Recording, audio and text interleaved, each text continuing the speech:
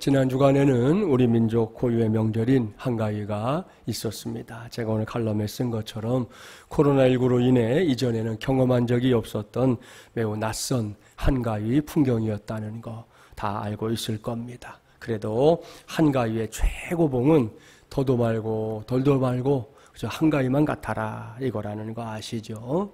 어려움 중에도 하나님께서 이 계절에 베풀어 주시는 그 은혜가 저와 여러분 우리 모두와 또 우리 마중물 예람 교회 가운데 함께하기를 주님의 이름으로 간절히 축원합니다.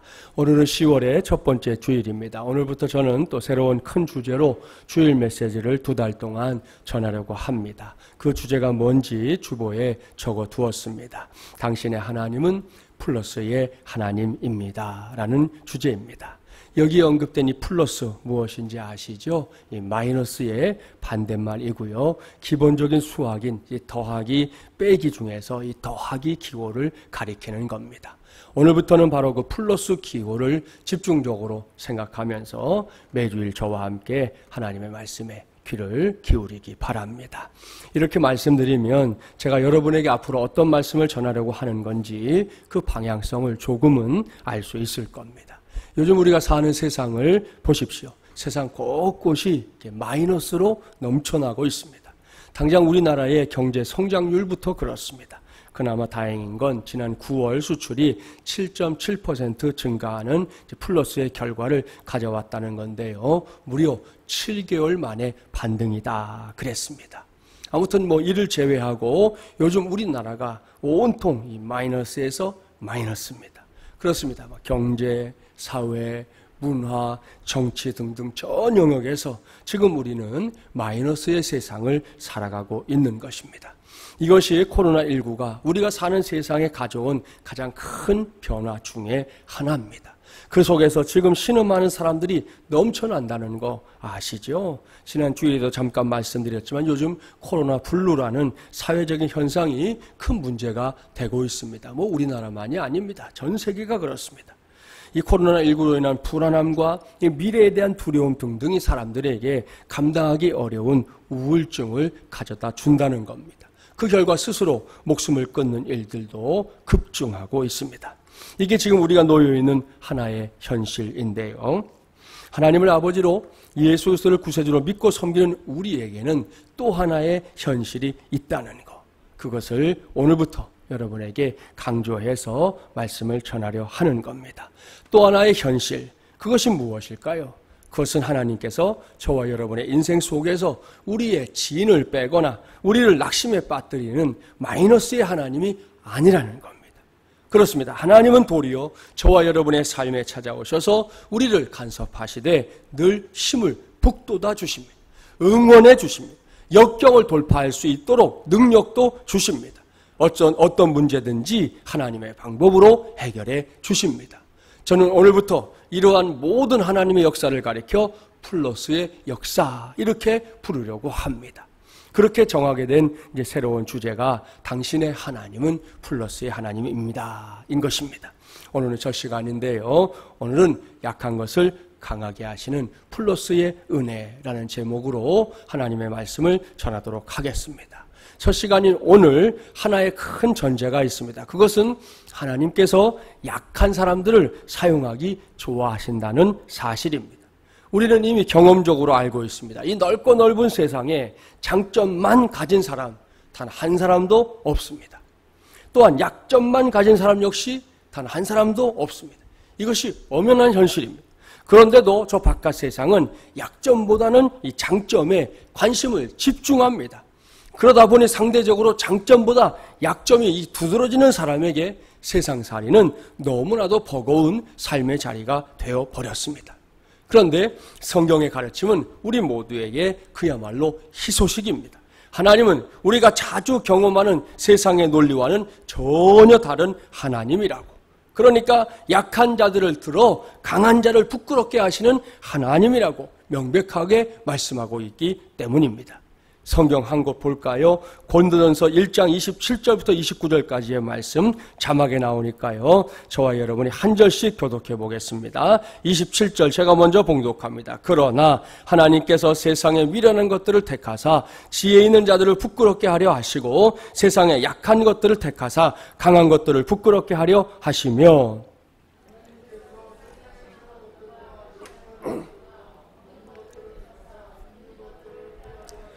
함께 봉독합니다. 이는 아무 육체도 하나님 앞에서 자랑하지 못하게 하려 하심이라. 아멘. 할렐루야. 사랑하는 마중물연한 가족 여러분, 이것이 하나님의 역사입니다.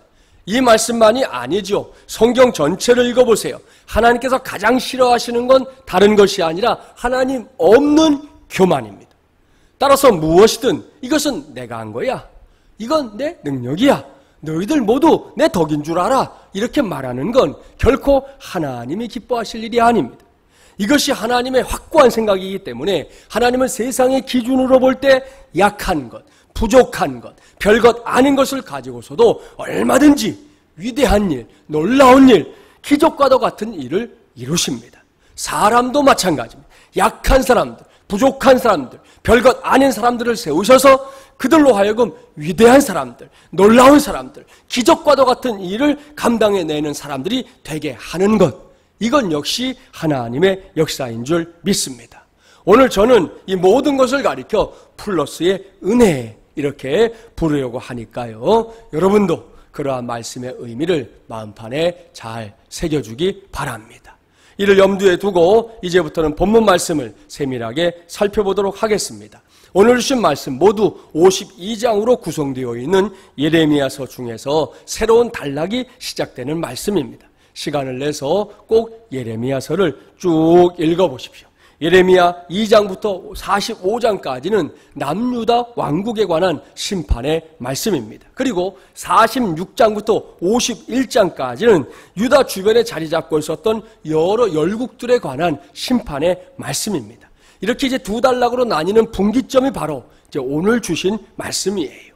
이 말씀은 열국들 가운데 하나인 애굽, 이집트 잘 아시죠? 애굽을 향한 하나님의 심판을 매우 구체적인 역사와 함께 서술하고 있는데요. 자, 이러한 배경을 이해하면서 본문 1절과 2절 말씀 함께 봉독해 보겠습니다. 이방 나라들에 대하여 선지자 예레미야에게 임한 여호와의 말씀이라. 애굽에 관한 것이라. 곧 유다의 요시야 왕의 아들 여호야김 넷째 해에 유브라데 강가 갈그미스에서 바벨론의 느부갓네살 왕에게 패한 애굽 왕 바로 느고의 군대에 대한 말씀이라 기록하고 있습니다. 자, 여기에 나오는 바로 느고 왕은 주전 609년에 애굽의 왕이 된 사람이에요. 그는 왕이 된 후에 제일 먼저 북진 정책을 펼쳤습니다. 이전보다 더 많은 땅을 차지하고 싶었기 때문입니다. 우리 광개토 대왕처럼 말입니다. 그 과정에서 우리가 잘 아는 요시야 왕과 무깃도라고 하는 곳에서 대전투를 치른 왕입니다. 바로 느고는 그 전투에서 요시야를 전사시켰습니다. 그 후에 바벨론의 군대까지 격파시키는 엄청난 전공을 세웠는데요. 그의 기세가 그리 오래 가지는 않았습니다.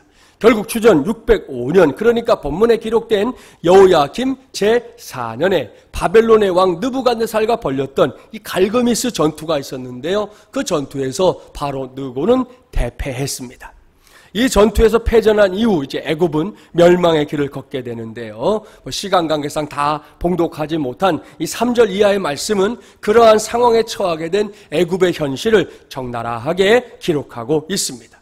그렇다면 여기서 우리가 만나게 되는 하나님, 어떤 하나님입니까?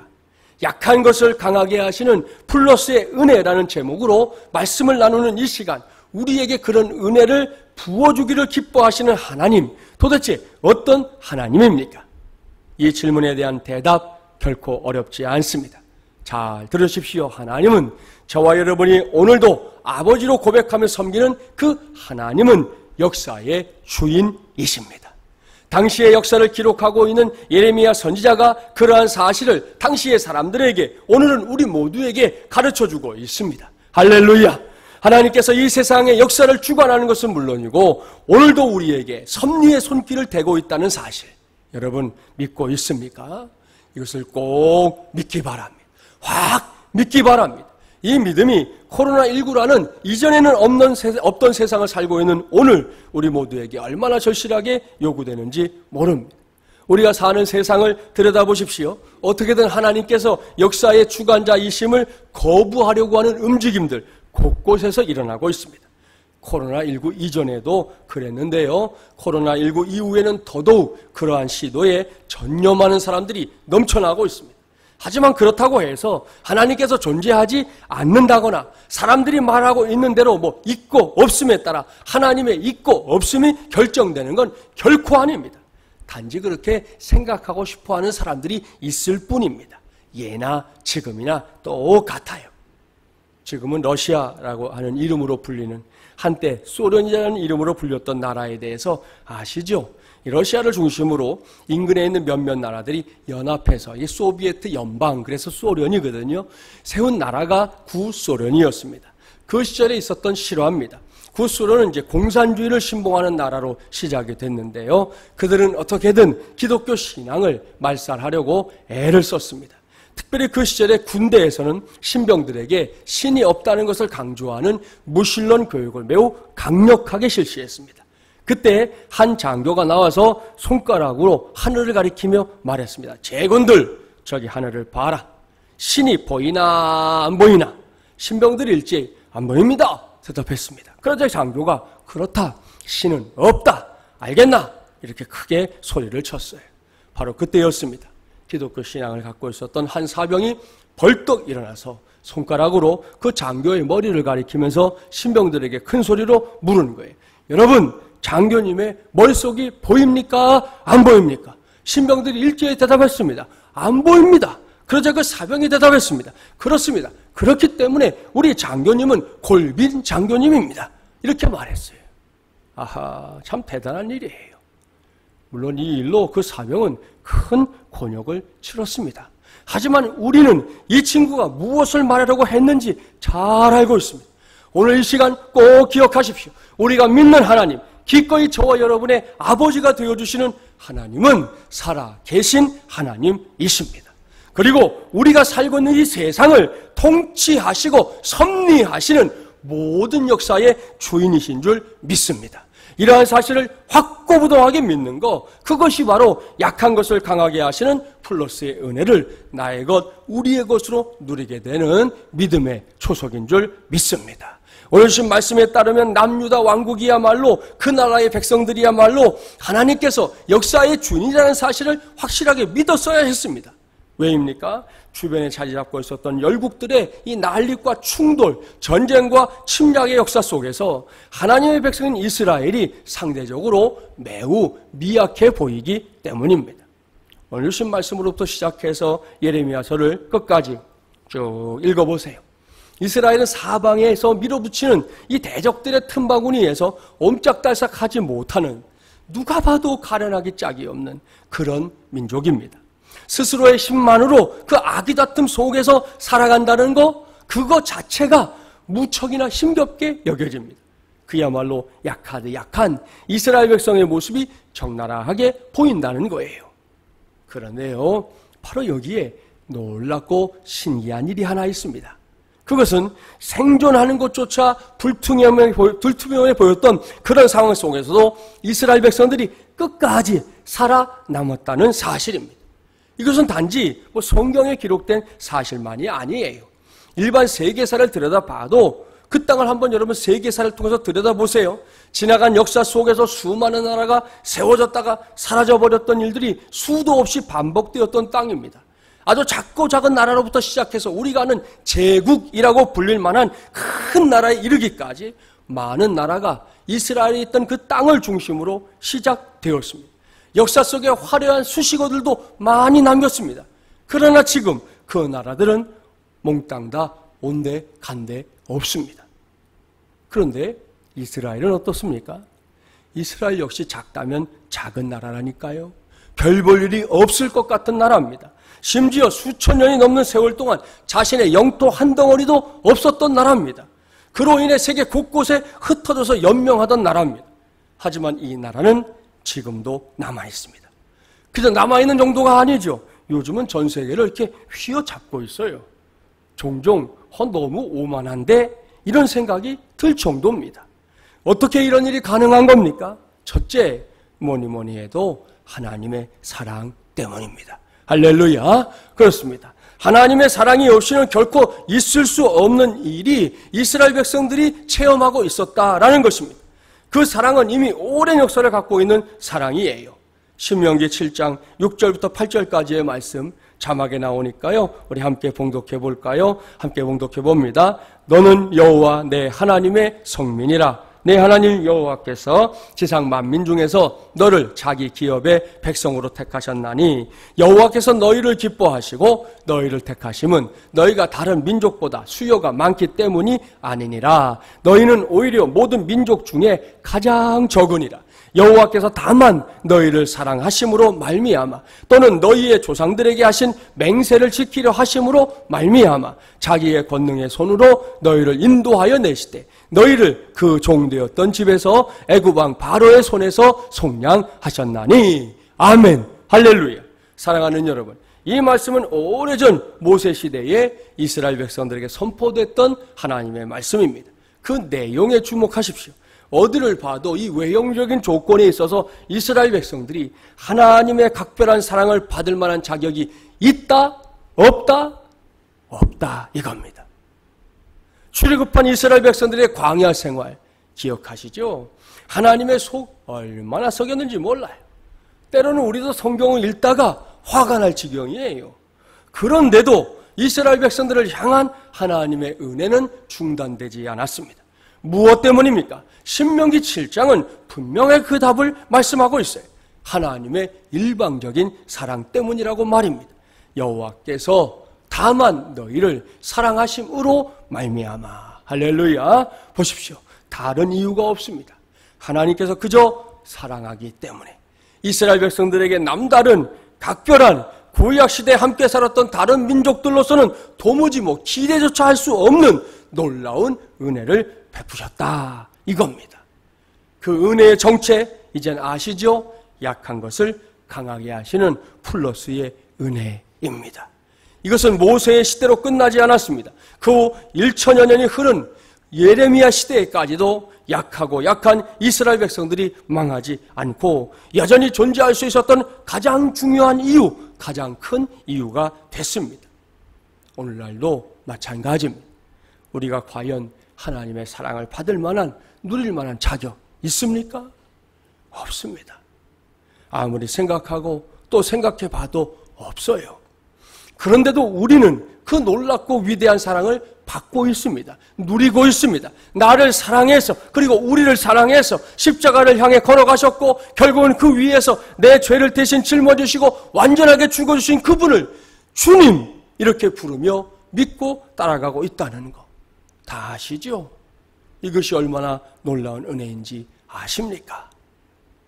한 남자가 여자친구에게 부드러운 목소리로 사랑을 고백했어요. 자기야, 사랑해. 정말로 날 사랑해? 아, 그럼 사랑하고 말고. 그러자 여자친구가 아주 심각하게 물었습니다. 그렇다면 날 위해서 죽을 수도 있어? 그러자 이 남자가 잠시 생각을 하더니 이렇게 대답했다는 거죠. 자기야, 내 사랑은 영원히 죽지 않는 사랑이야. 그렇게 대답했다는 거예요. 무슨 이야기인지 아시겠죠? 사람이 누군가를 위해 죽는다는 건 결코 쉬운 일이 아니라는 겁니다. 그게 그저 말로 한다고 되느냐? 그렇지 않습니다. 물론 아주 간혹 그런 일이 세상에서 일어나긴 합니다. 하지만 결코 자주 볼 수 있는 일은 아니에요. 그럼에도 불구하고 우리는 이렇게 놀랍고 엄청난 사건이 바로 나를 위해, 여기에 있는 이 못나고 부족하고 죄악투성이인 나를 위해 일어났다는 사실을 확실하게 믿고 알아야 합니다. 왜입니까? 우리 주님 예수님께서 그런 사랑을 받을 만한 자격이라고는 눈꼽만큼도 없는 날 사랑하셔서 날 위해 기꺼이 죽어주셨기 때문입니다. 이건 내게 그럴 만한 자격이 있다 해도 엄청난 사건이고 위대한 사건입니다. 그런데 자격이 없는 내게 그런 일이 일어났으니 이건 더 엄청나고 더 위대한 사건이라는 것이에요. 그래서 더더욱 이러한 사실을 우리 모두가 바르게 알아야 하고 바르게 믿어야 합니다. 그게 신앙생활이에요. 교회 문통 넘나드는 게 신앙생활 아니에요. 성경 찬송 끼고 다니는 게 신앙생활 아니에요. 내가 갖고 있는 하나님의 사랑의 실체를 바르게 알고 바르게 믿는 거, 그것이 우리의 신앙생활인 줄 믿습니다. 제가 지난 9월 말 얼마 전이죠. 즈음에 말씀의 마중물을 통해 여러분에게 도전했던 것이 있습니다. 그것은 이 세상에 당연한 것은 없다. 바로 이것이었습니다. 그렇습니다. 우리가 이렇게 호흡하며 사는 거, 이게 당연하다 생각합니까? 아니에요. 이건 철저하게 하나님의 은혜입니다. 하다못해 콧물 감기에라도 걸려보세요. 이 말의 의미가 뭔지 금방 알 수 있습니다. 이번 명절에 여러분이 만났던 부모님을 비롯해서 형제와 자매들, 일가친지들, 그런 사람들이 나와 연결되어 있는 거 당연한 일입니까? 아닙니다. 세상에 무수한 사람들이 있는데 그렇게 나와 연결되고 이어지고 가족이라는 이름으로 불리는 거, 그게 어찌 당연한 일이겠습니까? 오늘도 우리가 경험하고 있는데요, 하나님께 마음껏 예배하고 기도하고 찬송 부르는 거, 우리는 그동안 당연한 것인 줄 알았습니다. 그런데 코로나19가 우리의 느슨했던 신앙에 대해서 커다란 경종을 울려주고 있어요. 그것은 결코 당연한 것이 아니었다는 걸 우리에게 가르쳐주고 있는 것입니다. 하나님의 사랑도 마찬가지입니다. 하나님께서 나를 사랑하시는, 당신을 사랑하시는, 우리를 사랑하시는 것, 그거 당연한 일 아니에요. 100% 은혜인 줄 믿습니다. 처음부터 끝까지 은혜입니다. 이 놀라운 사실을 여러분은 어떻게 생각하며 살고 있습니까? 진정으로 그 구원의 은혜에 감격하며 살고 있습니까? 내가 구원받았다는 사실이 오늘도 내 마음을 설레게 만듭니까? 어제까지는 우리가 더는 어찌할 수 없는 시간이에요. 오늘 이 시간, 이 질문에 확실하게 아멘 대답할 수 있습니까? 그렇다면 그 사람은 앞으로 약한 것을 강하게 하시는 플러스의 은혜가 무엇인지 확실하게 체험하며 살게 될 줄 믿습니다. 이것을 증명해주는 말씀이 있어요. 고린도 후서 13장 4절 말씀 자막에 나옵니다. 함께 봉독해 볼까요? 그리스도께서 약하심으로 십자가에 못 박히셨으나 하나님의 능력으로 살아계시니 우리도 그 안에서 약하나 너희에게 대하여 하나님의 능력으로 그와 함께 살리라. 아멘. 할렐루야. 이 말씀은 십자가의 의미가 무엇인지 설명해 줍니다. 만왕의 왕이신 예수님께서 십자가 위에서 그야말로 무기력하게 돌아가셨습니다. 예수님을 조롱하고 못 박는 사람들에게 예수님은 아무런 액션도 취하지 않았습니다. 너무 나약하게, 너무 허무하게, 너무 시시하게 그냥 거기서 돌아가셨습니다. 사람들은 그렇게 끝났다 생각했지요. 그러나 아니었습니다. 그 약함 속에 이 세상 최고의 강함이 임하는 하나님의 능력이 나타났습니다.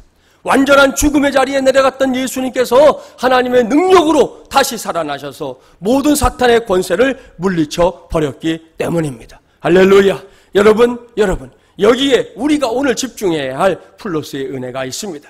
예수 그리스도의 십자가와 부활의 사건, 그 이후부터는 누구든지 이러한 사실 아멘 하고 믿으면 여러분 반드시 이게 먼저예요. 그 믿음만 있으면 그 사람에게는 약한 것을 강하게 하시는 플러스의 은혜를 누릴 수 있는 길이 활짝 열려 있다는 겁니다. 이를 기억하고 오늘 이후 저와 여러분 모두가 바로 그 플러스의 은혜의 주인공들로 이전보다 더 당당하게 살아갈 수 있게 되기를 주님의 이름으로 축복합니다.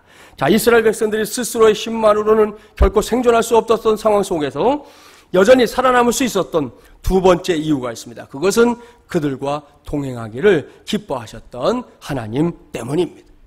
오늘의 본문 27절, 28절 우리 함께 봉독해 볼까요? 내 종 야곱아 두려워하지 말라. 이스라엘아 놀라지 말라. 보라, 내가 너를 먼 곳에서 구원하며 내 자손을 포로된 땅에서 구원하리니 야곱이 돌아와서 평안하며 걱정 없이 살게 될 것이라. 그를 두렵게 할 자 없으리라. 여호와의 말씀이니라. 내 종 야곱아, 내가 너와 함께 있나니 두려워하지 말라. 내가 너를 흩었던 그 나라들은 다 멸할지라도 너는 사라지지 아니하리라. 내가 너를 법도대로 징계할 것이요 결코 무지한 자로 여기지 아니하리라 하시니라. 아멘. 할렐루야. 사랑하는 마중물리랑 가족 여러분, 생각해 보십시오. 당시의 상황은 이미 두려워할 수밖에 없는 상황이었다고 지금 쭉 말씀드렸잖아요. 남유다 왕국의 현실이 바람 앞에 촛불과도 같았습니다. 주변의 민족들이 강해지면 강해질수록 유다는 상대적으로 더 나약해지고 있었습니다. 이게 당시의 형편이에요. 그런데도 하나님 뭐라고 하십니까? 두려워하지 말라 말씀하십니다. 그저 한 번만 그렇게 말씀하신 게 아니에요. 계속해서 반복적으로 말씀하고 있습니다. 이 메시지 역시 하나님의 말씀이 성경에서는 매우 오랜 역사를 갖고 있어요. 하나님께서 많은 믿음의 선배들에게 두려워하지 말 것을 명령하셨기 때문입니다. 성경을 자세히 읽어보십시오. 하나님께서 뭐라고 말씀하십니까? 사랑하는 자여, 이제 네가 나를 알았으니 두려워하지 않았으면 좋겠구나. 이제는 그만 겁먹는 게 어떻겠니?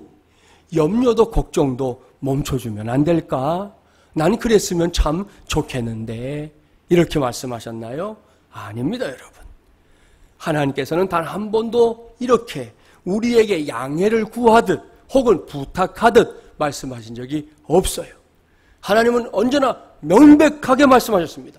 너는 두려워 말라. 너는 염려하지 말라.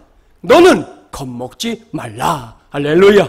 그렇습니다. 하나님은 매사에 이렇게 명령하셨습니다. 명령의 의미 다 아시죠? 명령은 지켜야 하는 겁니다. 그리고 명령은 순종할 때 비로소 빛을 발합니다. 그럼에도 불구하고 우리가 살면서 두려워하지 않는다는 것, 그것은 결코 쉬운 일이 아니죠. 그렇다면 어떻게 해야 할까요? 정답을 먼저 말씀드리면 그것은 믿음을 통해서만 가능하다는 겁니다. 그렇다면 어떤 믿음이 필요하냐? 자, 오늘 본문 27절, 28절을 제가 다시 한번 봉독할 테니까 잘 들어보세요. 내 종 야곱아, 두려워하지 말라. 이스라엘아, 놀라지 말라. 보라, 내가 너를 먼 곳에서 구원하며 내 자손을 포로된 땅에서 구원하리니 야곱이 돌아와서 평안하며 걱정 없이 살게 될 것이라. 그를 두렵게 할 자 없으리라. 여호와의 말씀이니라. 내 종 야곱아, 내가 너와 함께 있나니 두려워하지 말라. 내가 너를 흩었던 그 나라들은 다 멸할지라도 너는 사라지지 아니하리라. 내가 너를 법도대로 징계할 것이요 결코 무지한 자로 여기지 아니하리라 하시니라. 아멘. 여러분, 여기서 두려워하지 말라라는 말씀 다음으로 가장 많이 반복되는 말씀이 뭘까요? 그것은 내가 너를 혹은 내가 너와 라는 말씀입니다. 이것이 오늘 이 시간에 우리 모두가 가져야 할 믿음, 우리 모두가 구하고 또 구해야 할 믿음입니다. 그렇습니다. 하나님은 예레미야 시대만이 아니라 지금도 우리에게 말씀하십니다. 내가 너를 지켜주리라. 내가 너와 함께하리라. 그러니 너는 두려워하지 말라. 아멘. 이것이 하나님의 음성입니다. 이러한 하나님의 음성을 듣는, 그리고 이러한 하나님의 음성에 믿음으로 반응하는 오늘 이 시간이 꼭 되기를 간절히 바랍니다. 그래야 할 때 우리도 이스라엘 백성들처럼 약한 것을 강하게 하시는 플로스의 은혜 제대로 실감하며 살게 될 줄 믿습니다.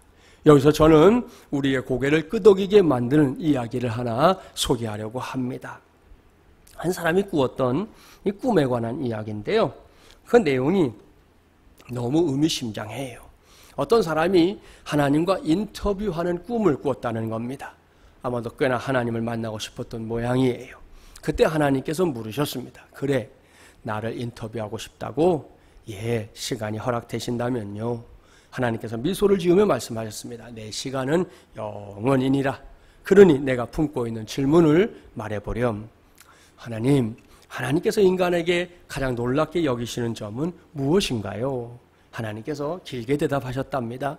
어린 시절에 안달하며 서둘러 어른이 되려고 하는 것, 그리고 그 후에는 다시 어린애로 돌아가고 싶어 하는 것, 돈을 벌기 위해 건강을 해치고 나서는 잃어버린 건강을 되찾기 위해 번 돈을 다 써버리는 것, 미래에 대해 집착하느라 현재를 잊어버리고 결국 현재에도 미래에도 살지 못하는 것. 영원토록 죽지 않을 것처럼 살다가는 마침내는 하루도 못 살아본 존재처럼 무의미하게 죽어가는 것. 여기까지 말씀하신 하나님께서 그 사람의 손을 이렇게 잡으셨대요. 그렇게 한동안 말이 없었다고 합니다. 그래서 다시 이 사람이 여쭙습니다. 하나님, 저희들의 아버지로서 당신의 자녀들에게 줄 교훈은 어떤 것들이 있나요? 하나님께서 무거운 침묵을 깨고 다시 말씀하셨습니다. 억지로 너희를 사랑하게 만들 수는 없다. 대신 사랑받는 존재가 되어야 한다는 사실을, 남과 자신을 비교하는 일은 좋지 못한다는 것을, 용서를 실천함으로써 용서하는 법을, 사랑하는 사람에게 상처를 주는 데는 단 몇 초밖에 걸리지 않지만 그 상처를 치유하는 데는 여러 해가 걸릴 수도 있다는 사실을, 가장 많이 가진 자가 부자가 아니라 더 이상 필요한 것이 없는 사람이 진정한 부자라는 것을, 사람들은 서로를 극진히 사랑하면서도 단지 아직도 그 사랑을 표현하는 방법을 모르고 있을 뿐이라는 사실을, 두 사람이 똑같은 것을 바라보면서도 그것을 서로 다르게 볼 수도 있다는 사실을, 서로 용서하는 것만으로는 부족하니 너희 스스로를 용서해야 한다는 사실을 알아야 하느니라.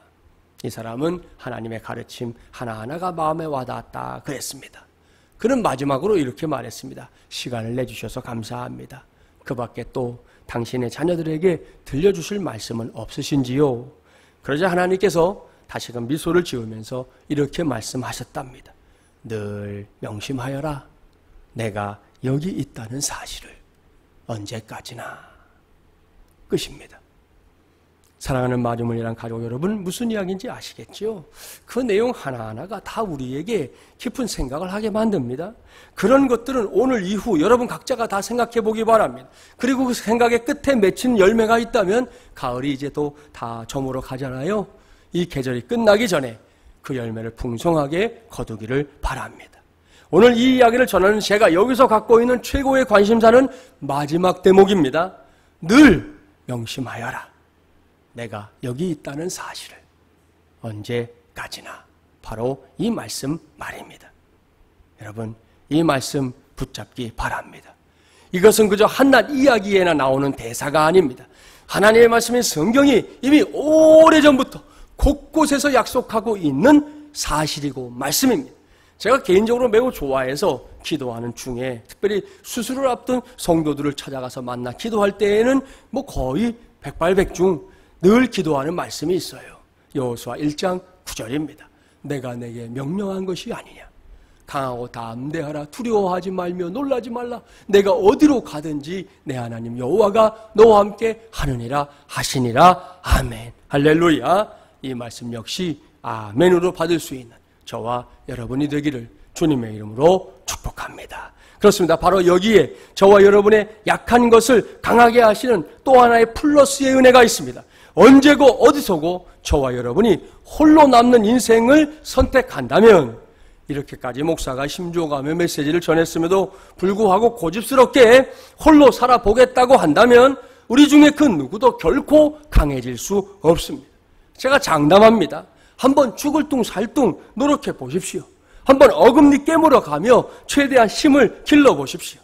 아무리 우리가 그렇게 스스로를 준비한다 해도 우리의 힘만으로는 저 바깥 세상을 감당해낼 수가 없어요.